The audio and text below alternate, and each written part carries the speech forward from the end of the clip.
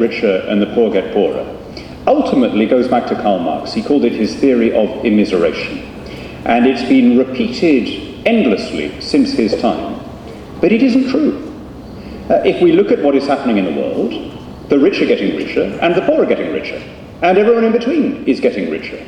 And you can measure that not only by GDP, you can measure it, as I say, by any metric you like, height, death in childbirth, levels of literacy.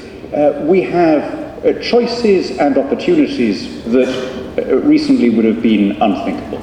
Electrification of houses, spread of clean water, and so on. And the fastest advances in my lifetime have happened in countries that were previously ranked as poor countries, mainly in Africa and Asia, because they are the countries that have stopped trying to be self-sufficient and have joined the global trading system. So if I think of the changes in my lifetime, I was born in 1971.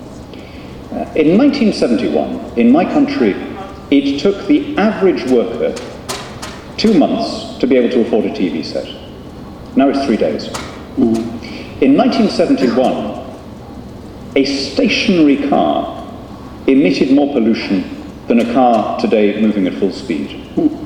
In 1971, half of girls in the world got no education beyond primary level education. Now, other than a couple of holdouts like Afghanistan, it's essentially 100%. Right? These have been amazing changes in one lifetime. It is, and they've been changes where the impact has been most visible among people who are the least well off. But we have this extraordinary lack of perspective.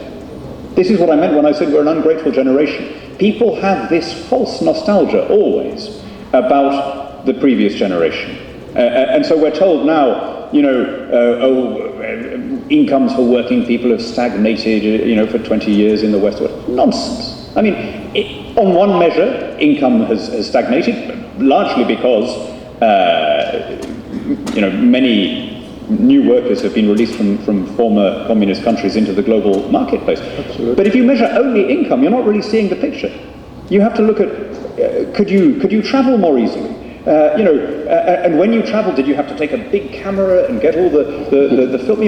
Think of how these things, which are fairly, widespread around the world now, think of what they have replaced. Not just our phones, not just the clunky old desk phones, but my chessboard, my compass, my maps, my radio, my CD collection, my camera, my video, and we take all of this for granted and complain about the system that has delivered it. That's what I mean when I say we are an ungrateful generation.